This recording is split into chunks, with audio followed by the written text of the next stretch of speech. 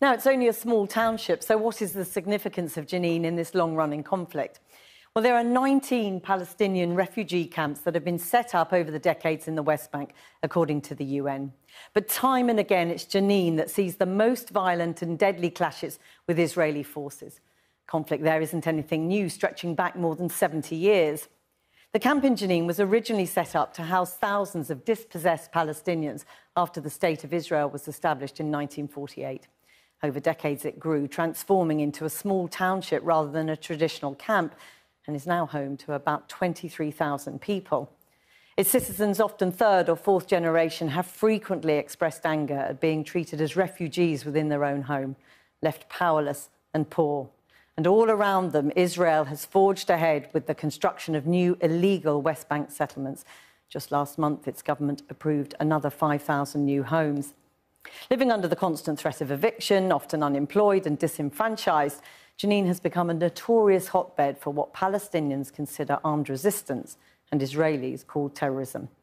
The camp in Jenin was the arena of some of the worst bloodshed during the Second Intifada in the early 2000s. Many of the suicide bombers who led the uprising came from here. In response, Israeli forces carried out a devastating raid on the camp, killing 52, half of whom were civilians. More than 20 years later, an almost identical scenario is playing out again. The Israeli government has insisted this one, though, was a targeted operation, the former Prime Minister describing it as a tweezer-like attack.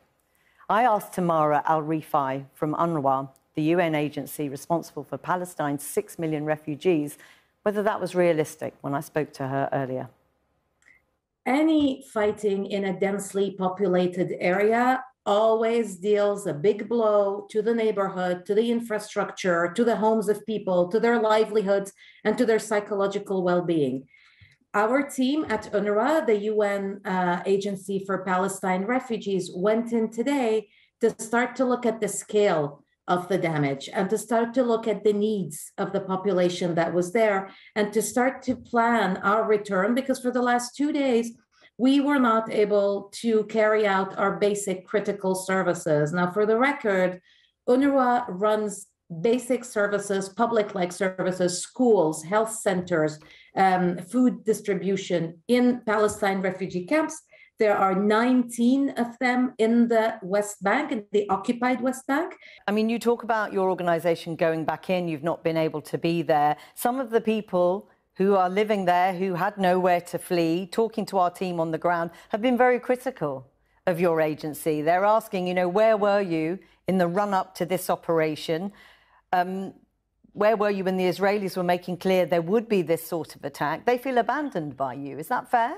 That is fair to say for anyone who has just undergone the kind of events of the last 2 days.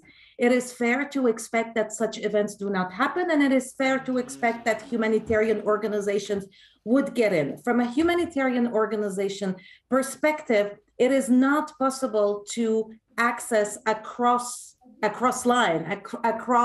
active hostilities. So for the last 2 days, our teams have been trying to get in, and it has not been possible. However, part of our team lives in Jenin camp. I have colleagues who come from Jenin camp and with whom we've been in contact over the last 2 years. Today, that team from Jenin camp and my colleagues from our office in East Jerusalem were all together in Jenin camp trying to assess what they're going to roll out as of tomorrow.